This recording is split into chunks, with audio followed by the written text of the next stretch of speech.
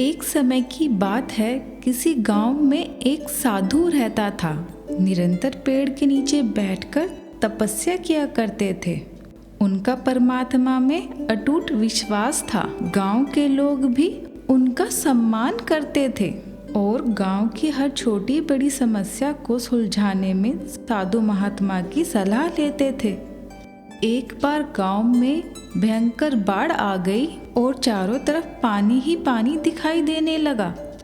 गांव के सभी लोग जान बचाने के लिए सुरक्षित स्थानों की ओर चलने लगे। तभी गांव वालों ने देखा कि साधु महात्मा तो अब भी तपस्या में लीन है। गांव के कुछ सज्जन मिलकर साधु महात्मा के पास गए और करबद्ध होकर आग्रह किया कि हे साधु महात्मा, आप भी हमारे साथ सुरक्षित स्थान की ओर चलें। लेकिन साधु महात्मा ने चलने से मना कर दिया और कहा, आप चले जाइए, मुझे तो मेरा परमात्मा बचाएगा। गांव वाले चले गए। धीरे धीरे पानी का स्तर बढ़ने लगा और पानी साधु की कमर तक आ पहुंचा।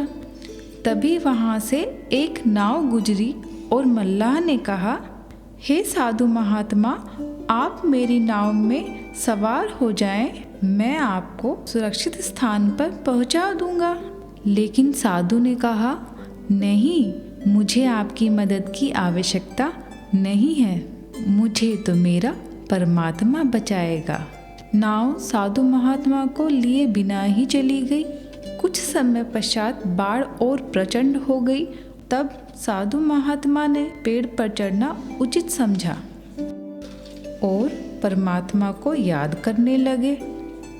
इतने में ही गड़गड़ाहट की आवाज़ सुनाई दी और एक हेलीकॉप्टर उनकी मदद के लिए आ पहुंचा।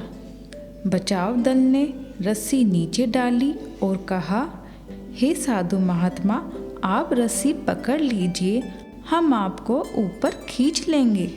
लेकिन साधु महात्मा बोले, मुझे नहीं पकड़नी, मुझे तो मेरा परमात्मा बचाएगा।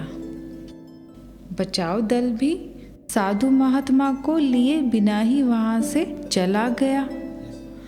कुछ समय पश्चात बाढ़ का पानी पेड़ को बहा ले गया और साधु महात्मा की मृत्यु हो गई।